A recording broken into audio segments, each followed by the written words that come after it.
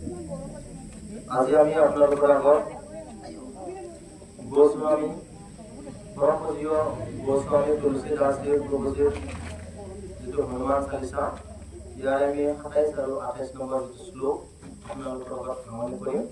ইয়াৰ পিছতে আমি 29 আৰু 30 এই শ্লোকো আমি আজি আপোনালোকৰ আগত ভ্ৰমণ কৰিম। এতিয়া হনুমান চালিচাৰ 27 নম্বৰ আৰু 28 নম্বৰ যিটো শ্লোক আমি হনুমান চালিচা গাই আছো, 27 নম্বৰ আৰু 28 নম্বৰ শ্লোকত কি কৈছে ইয়াৰ আগত মই বাকি 1 নম্বৰ 2 নম্বৰ যিমান আছে প্ৰথম দ্বিতীয় এইবিলাক ফেসবুকত দিয়া হৈছে। আপোনালোকে ফেসবুকত চালেও পাব আৰু ইউটিউবতো পাব।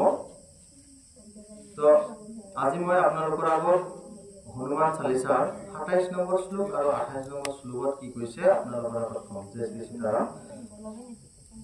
श्लोक कैसे सब पर राम तपस्वी राजा दीन के काज सकल तुम साजा और मनोरथ जो कोई लावे सोई अमित जीवन फल पावे। ये श्लोक की कैसे यार माने की कैसे माने सब पर राम तपस्वी राजा दीन के काज सकल तुम साजा।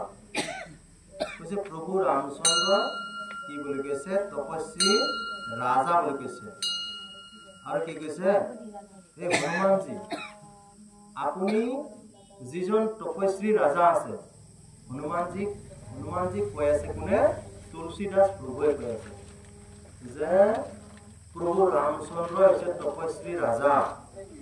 তথাপিতো কোনে কাম কৰে বুলি কৈছে তপস্বী ৰাজা ৰামচন্দ্ৰ সকলোৰে ওপৰত প্ৰভু ৰামচন্দ্ৰ সকলোৰে ওপৰত বুলি কৈছে। কিন্তু আপুনি নহলে প্ৰভু একো নকৰে বুলি কৈছে। কি বুলি কৈছে প্ৰভু ৰামচন্দ্ৰ সকলোৰে ওপৰত কিন্তু তেওঁৰ সকলো কাম কোনে কৰি দিয়ে প্ৰভু বজৰংগবলী হনুমানজি কৰি দিয়া বুলি কোনে কৈ আছে গোস্বামী তুলসীদাস প্ৰভুৱে কৈ আছে। তো এই শ্লোকত এইখিনি কথা কৈছে।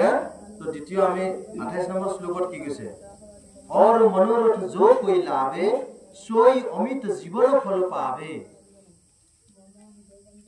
লগতে কাৰোবাৰ কোনো ধৰণৰ মনোৰথ থাকিলে ইচ্ছা থাকিলে তেওঁ জীৱনৰ অপৰিমিত ফল লাভ কৰে বুলি কৈছে হনুমানজি। আমি আমাৰ যদি কেতিয়াবা কিবা যদি ইচ্ছা থাকে এই ইচ্ছা আমি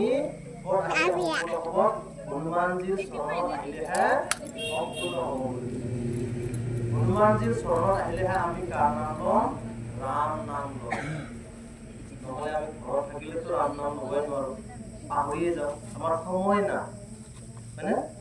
তো কৈছে सब पर राम तपस्वी राजा तीन के काज सकल तुम साजा और मनोरथ जो कोई लावे सोई अमित जीवन फल पावे। तो কাৰোবাৰ যদি কিবা মনোৰথ আছে ইচ্ছা আছে তুমি কোনে সম্পূৰ্ণ কৰিব বুলি কৈছে প্ৰভু বজৰংগবলী সম্পূৰ্ণ কৰিব। আৰু তাৰ আগত কি কৈছে প্ৰভু ৰামচন্দ্ৰই তপস্বী ৰাজা প্ৰভু ৰামচন্দ্ৰই ভগৱান ঈশ্বৰ বুলি কৈছে। কিন্তু তথাপিতো কি বুলি কৈছে সেই প্ৰভুৰ সকলো কাম আপুনিহে কৰি দিয়া বুলি হনুমানজিক কৈছে। এতিয়া আমিও এই কথাটো কৈ যেতিয়া আমাৰ ইচ্ছা লৈ যাম, আমাৰ যেতিয়া বেছি ইচ্ছা থাকে কিবা কামৰ কাৰণে ইচ্ছা থাকে মনোৰথ থাকে তেতিয়া আমি এই শ্লোকটো কি কৰিব লাগে একবাৰ হনুমান চালিচা পাঠ কৰি এই শ্লোকটো আমি 108 বাৰ ক'ব লাগে।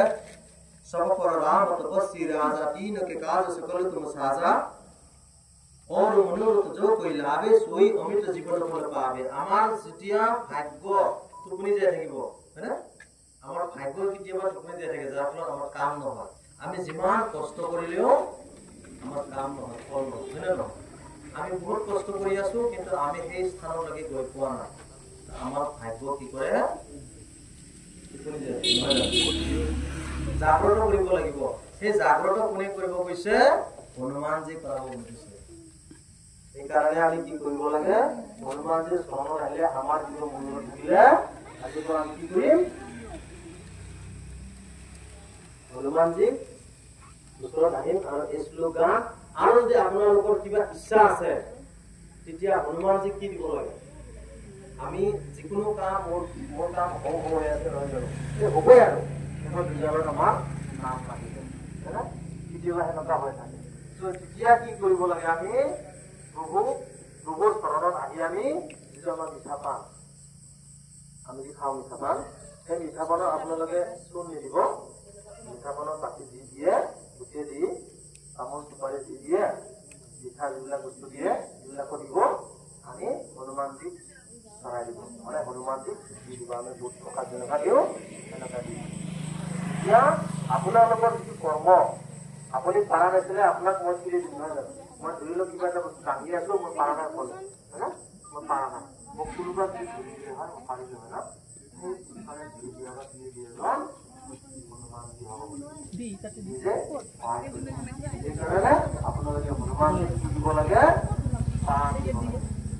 আপোনালোকে দিনত আহিলে গম পাব যে কোনোবা মিঠা পাণ দিছে।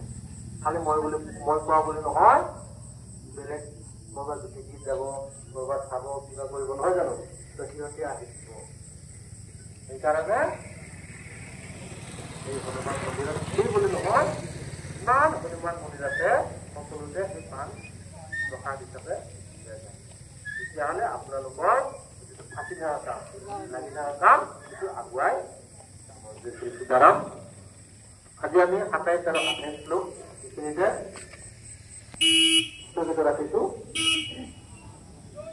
জয় শ্ৰী সীতাৰাম।